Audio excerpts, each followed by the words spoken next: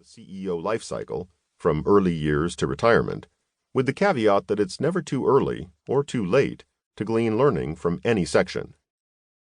Ultimately, we figured we could reach more people by publishing a book than by starting a school, which leads to yet another question. Who is the book you're holding in your hand designed for? Well, most obviously, this book is for wannabe CEOs, from high school students to senior executives.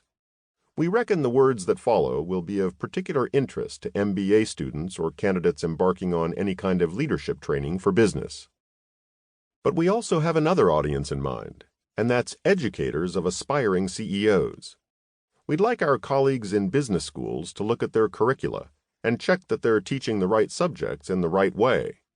We'd even like high school teachers to read this book, as they're in a position to encourage and nurture the skills that will eventually take some of their current students to the top of great companies 2 or 3 decades from now. Come to think of it, why not kindergarten teachers too? After all, many future CEOs haven't started big school yet. Given that education begins at home, we're also interested in reaching parents. Some of the traits described by our CEOs are acquired more easily at a very young age. Of course, you might think that bringing up your children to be top business leaders is crazy, not to mention irresponsible parenting. But what if these CEO attributes also turn out to be the basic recipe for a good life as an active citizen? And if you happen to run a family business, the question of whether your offspring will make good business leaders is not so crazy after all. At the other end of the scale, another reader might be a board member, headhunter, or HR director involved in recruiting CEOs. Maybe even CEOs themselves will be interested in the views of others in the same role, especially if they're putting together a succession plan. Finally, CEO School is for any student of human nature, amateur or professional. If you're interested in what makes some people exceptional, read on. Take a moment to listen to our list of CEOs who agreed to share their wisdom with us. We're both proud and grateful that they gave us, and now you, their time and their insights. Think of this as a book not with 3 authors, but 23 authors.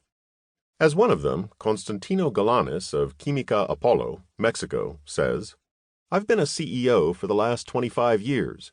I've learned a lot of things that I need to pass on to people.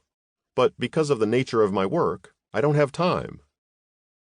The 20 additional co-authors of CEO School and the companies they led at the time of their interview. José Ángel Sánchez, Real Madrid, Spain, not a G20 member, but representing the EU. Abdel F. Badwi, Bankers Petroleum, Canada. Renato Bertani, Bara Energia, Brazil. Diego Bolzanello, Geox, Italy. Peter Coleman, Woodside, Australia. Bob Dudley, BP, UK. Constantino Galanis, Química Apollo, Mexico. Miguel Galuccio, YPF, Argentina. Jeffrey Immelt, General Electric, USA. Shuzo Kaori, Yokogawa Electric Corporation, Japan. Mazen Kayat, El Kayat Group, Saudi Arabia. Temel Kotil, Turkish Airlines, Turkey. Chul Kyun Lee, Dailim Industrial Company, Korea. Stefan Messer, Messer Group, Germany. Vladimir Rashevsky, Suec, Russia. Richard Rushton, Distel, South Africa. Jean Sontenac, Accents, France. Didier Sauvendu, PT Wijaya Infrastructure, Indonesia. Nishi Vasudeva, Hindustan Petroleum Corporation, India. Yang Vansheng, China Machinery Engineering Corporation, China. Stay tuned at the end of this book for mini biographies of these CEOs, and the beginning of each chapter for proverbs from their respective countries.